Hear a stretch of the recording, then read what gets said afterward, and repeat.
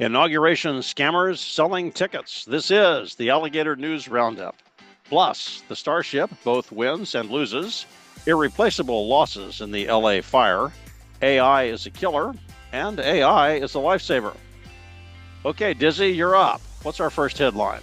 Number 5. The Gateway Pundit. Scammers allegedly sell fake tickets to Trump inauguration. Long waits and security hurdles reported at Capital One Arena. In what some will no doubt see as a metaphor for the 45th, 47th president's inauguration, the event on Monday last was rife with scam artists ripping off well-intentioned Americans.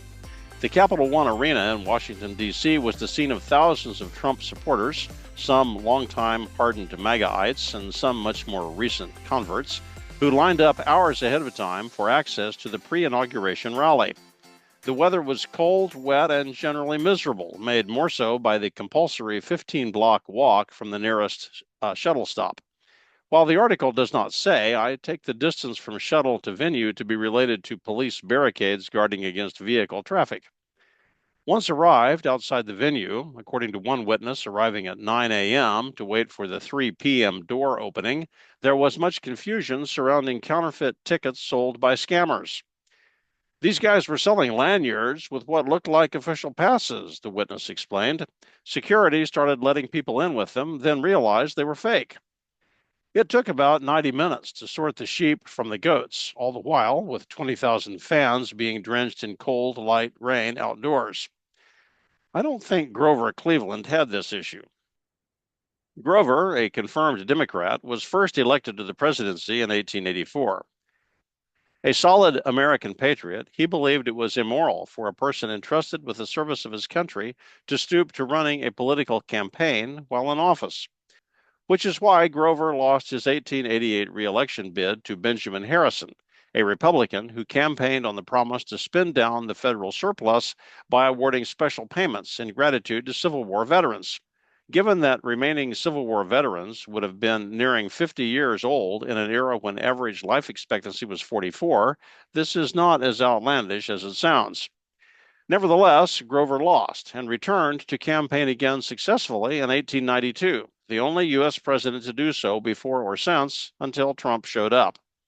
Grover was inaugurated the second time on March 4, 1893, exactly 60 days before a massive stock market sell-off marked the beginning of the Panic of 1893. Grover Cleveland was by all accounts a stalwart fiscal conservative who took personal responsibilities seriously. As evidence, as a single man, he fathered a child out of wedlock. Then, as many men of means like himself, assumed financial responsibility for the child until she reached adulthood. Because of the economic upheaval at the beginning of his second term, Grover never had a chance to secure his legacy. He was naturally blamed for the economic depression, which was probably sparked during his predecessor's administration with the passage of the Sherman Antitrust Act of 1890. Such is the nature of undeserved political reputation. We hope and pray that Mr. Trump's second term may be more profitable. Meanwhile, you gotta love that American spirit of making a buck anytime there's a crowd. Human nature has twisted that drive into a sinful swindle, but still, creative profit taking rules the day. Dizzy, what's up next? Number 4. Reddit.com. The Starship blew up in front of us. Donald Trump was not the only one to launch things this week.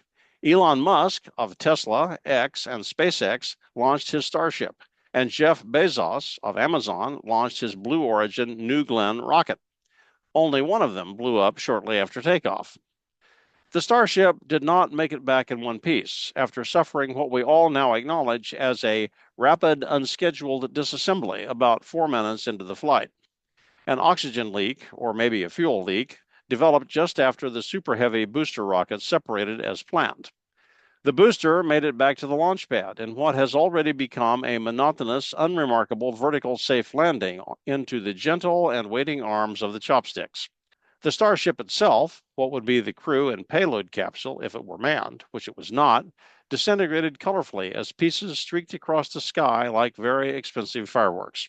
It was photographed by passengers on a nearby commercial airliner diverted around the wreckage while airborne. Predictably, Elon posted on X, "Success is uncertain, but entertainment is guaranteed." This is Musk's latest test for a SpaceX launch. It is the 33rd iteration of the Starship component and the 7th time the Starship and the Heavy booster have been paired for actual liftoff. Most of the previous equipment has been retired from service or, in several cases, destroyed during unmanned missions. All that has happened since Elon Musk first entered the spaceflight business in 2019. Jeff Bezos founded his own space venture, Blue Origin, in 2020 and made a small stir when he flew into space on it himself in 2021. His NG, New Glenn, booster rocket can lift 50 tons into orbit, somewhat less than the 70 tons boasted by Elon's Super Heavy. Both boosters are expected to be recoverable and reused dozens of times. Blue Origin is scheduled to send a robot explorer to the moon. Both Blue Origin and SpaceX claim they are headed for Mars, but the commercial opportunities for both companies lean heavily toward communication satellite deployment in Earth orbit. If you happen to have a middle schooler interested in STEM subjects, encourage them. They might find a lucrative future in a space program. Okay, take it away, Dizzy. Number 3. Variety.com, What Hollywood Lost in the Fires. As of this writing, the California wildfires are mostly contained but not completely extinguished in the Los Angeles area. In total, some 60 square miles have burned, with 27 deaths reported. The affected areas look much like World War II photographs of fire bombings in Germany and Japan. It is not unreasonable to liken the 2025 wildfire damage to that of a nuclear explosion. Various blazes are known by the names of their neighborhoods: Palisades, Eaton, Lilac, Pala, Lydia, Archer, Woodley, Sunset, Kenneth, Hurst, and Otto. Drought conditions, 80-mile-per-hour Santa Ana winds, ubiquitous deadfall, ungroomed forests, and reservoirs with unaccountably low water levels contributed to some $50 billion in economic impact to a state already deep in debt.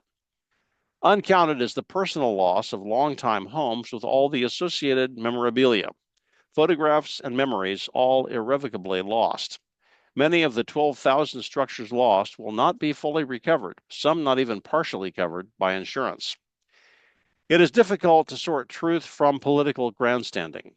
Were the reservoirs dry because of mismanagement, or because there is simply no amount of fresh water available anywhere to manage a conflagration of this magnitude? Turning on high-pressure hoses across 40,000 acres will stretch anybody's water reserves. Now, that said, I do wonder what happened to the $2.2 billion of federal money made available to California for new reservoirs in 2022. Maybe they are still working on them, and also on the $4.5 billion to fast-track a new reservoir with federal funds provided last year. I know it takes time to build dams and reservoirs, especially if we try to build around what amounts to a religious avoidance of the habitats of certain fish and reptiles and shrubs. That might not be possible, just like it might not be possible now to find out what happened to the money. When they say it's not about the money, it's about the money. Dizzy, tell us what you read about artificial intelligence. Number 2. BBC.com. Apple suspends Eristroon AI-generated news alerts. In other news, rest assured that artificial intelligence is on the job. Apple is making great strides in collecting and disseminating information. It's just that sometimes the stride is backwards instead of forwards. When Luigi Mangione allegedly shot and killed Brian Thompson, the United Healthcare CEO, last month, BBC carried the headline like every other major news outlet. BBC's story centered on the accused man's argument with Pennsylvania authorities over being extradited to New York to stand trial.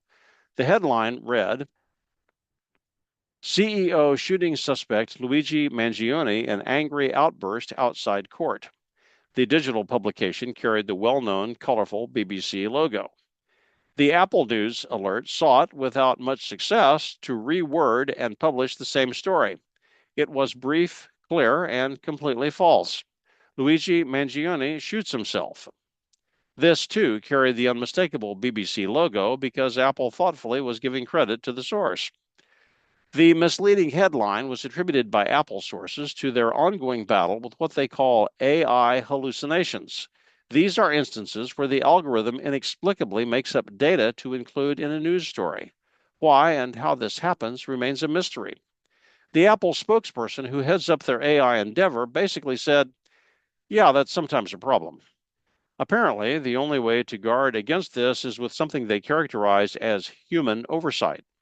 Sounds reasonable, but it does make one ponder the situation of a professionally trained journalist hired to watch a computer take away his work and then be asked to fix the errors.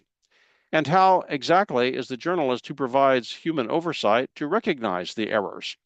How would you know whether Luigi actually shot himself or not unless you research the story yourself? If the journalist is being paid to do that, why not just have him write the story in the first place? When God views what we have convinced ourselves is progress, it may be one of those occasions where the psalmist says, "The Lord laughs at him, for he sees that his day is coming." That's 37:13. Dizzy, your turn. Number 1. BBC.com How AI Can Spot Diseases That Doctors Aren't Looking For.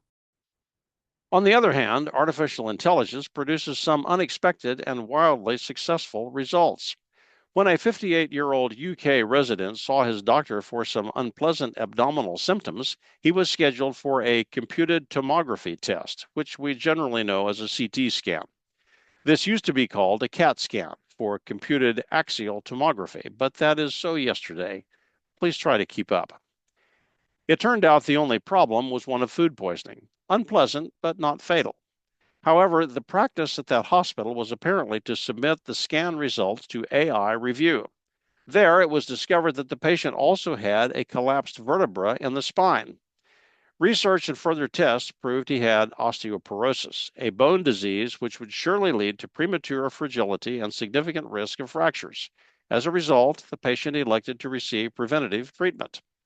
This saved significant expense, hassle, and, at a minimum, his quality of life.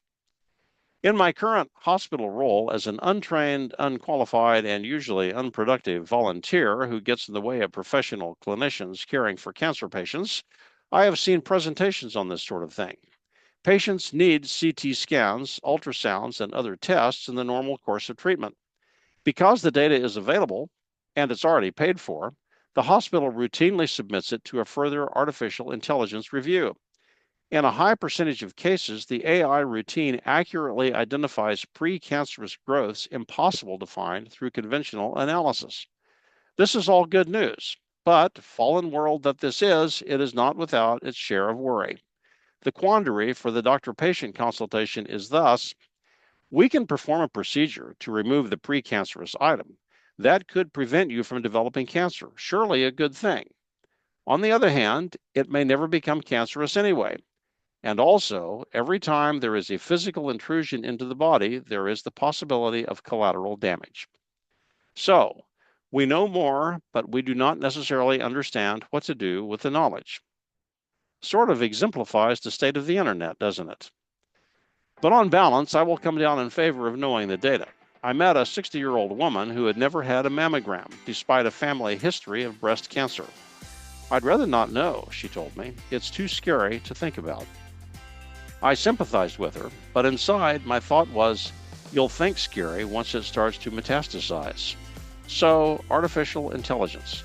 Just like this digital world we live in, it can save your life just as easily as it can corrupt tomorrow's headlines. This digital age both obscures and reveals. From scam artists to space exploration to uncontrollable wildfires to technology that hides truth as well as it exposes corruption, perhaps it would serve us all well to echo a fundamental cry of the heart expressed 3,000 years ago. "Whom have I in heaven but thee? And there is none upon earth that I desire beside thee. My flesh and my heart faileth, but God is the strength of my heart and my portion forever." Psalm 73, 25, and 26. And thanks for joining the Alligator News Roundup for Friday, January 24, 2025. Make a list of all the things you are afraid of during a Trump presidency. Write small on one side of a piece of standard 8.5 by 11 paper. On the other side, write all the things you are happy about. Then wad up the paper and burn it in your chimenea while chanting, "Presidents come and presidents go." But as for me and my house, we will serve the Lord. That is not precisely what Joshua 24:15 says, but it's on the same axis. Have a good weekend. Don't forget to share your comments below. Join us next week for the Alligator News Roundup.